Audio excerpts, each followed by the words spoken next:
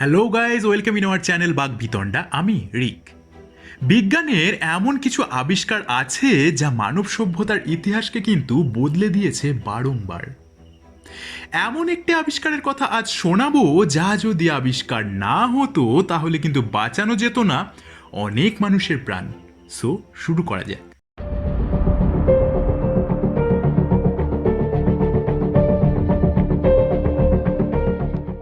লোহার ফুসফুস থেকে আজকের ভেন্টিলেটর, যে বিজ্ঞান মানুষকে বাঁচিয়েছে কিন্তু বারংবার। রোগীর সংকটজনক অবস্থা, শ্বাস নিতে পারছেন না, হয়তো দেখা গেল আগে থেকেই শ্বাসজনিত সমস্যা ছিল তার।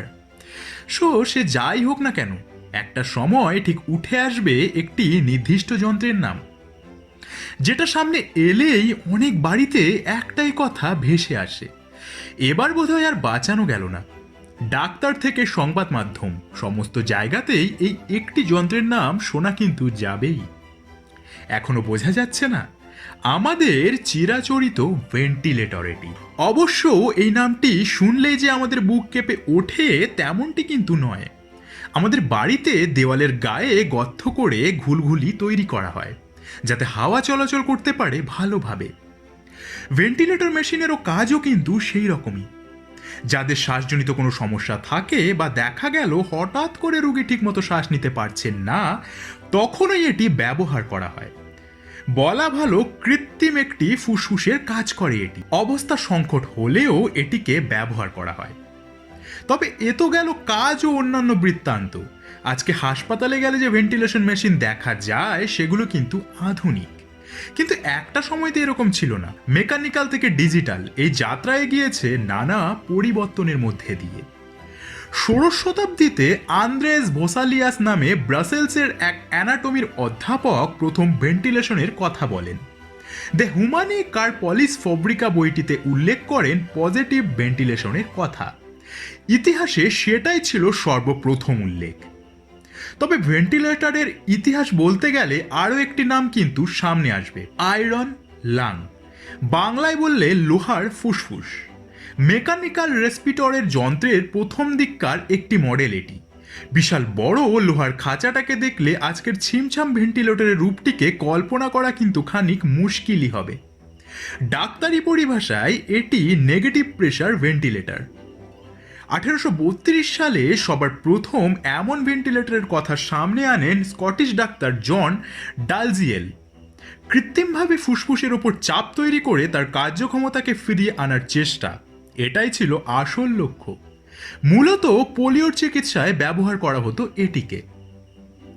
30-এর দশকে এক এক করে ভেন্টিলেটর তৈরি হতে থাকে। তবে তারও আগে 1854 সালে প্রথমবার জনসমক্ষে মেকানিক্যাল ভেন্টিলেশন সিস্টেমকে আনা হয়।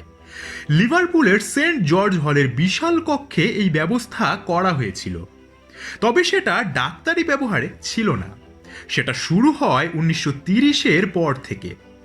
তখন ভেন্টিলেটরের বদলে বেশি প্রচলিত ছিল রেসপিরেটর শব্দটি, আর এই সাইজও ছিল আয়রন লাং মেশিনের মতোই। 1950-এর পর সিস্টেম আর একটু উন্নত হলো।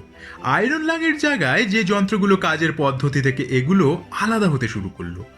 এত বড় নয়, আকৃতি খানিকটা ছোট।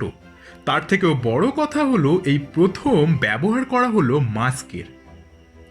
নেগেটিভ প্রেশারের পরিবর্তে পজিটিভ প্রেশার দেওয়া হলো, মানে মাস্কের মাধ্যমেই কৃত্রিমভাবে পরিমাণ মতো অক্সিজেন মুক্ত বিশুদ্ধ বাতাস ফুসফুসে প্রবেশ করানো হতো।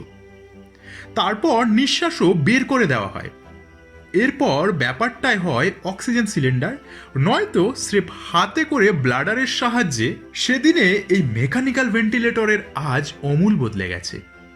ইলেকট্রনিক সিস্টেমও একের পর এক উন্নত হয়ে চলেছে।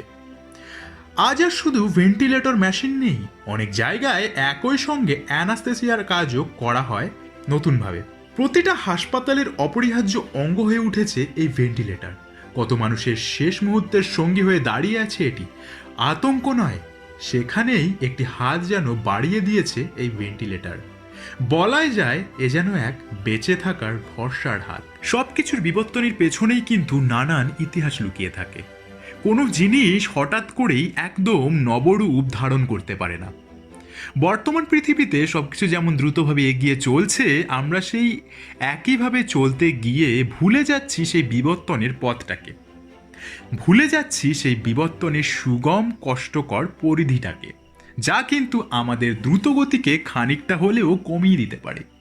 তাই ভিডিওটি সবার কাছে ছড়িয়ে দাও, যাতে বিবর্তনের ইতিহাসটি সবাই জানতে পারে। ভিডিওটি যদি ভালো লেগে থাকে লাইক কমেন্ট করে দিও। চ্যানেলে যদি নতুন হয়ে থাকো প্লিজ সাবস্ক্রাইব করে দিও, আর পাশের বেল আইকনটি প্রেস করতে একদম ভুলো না।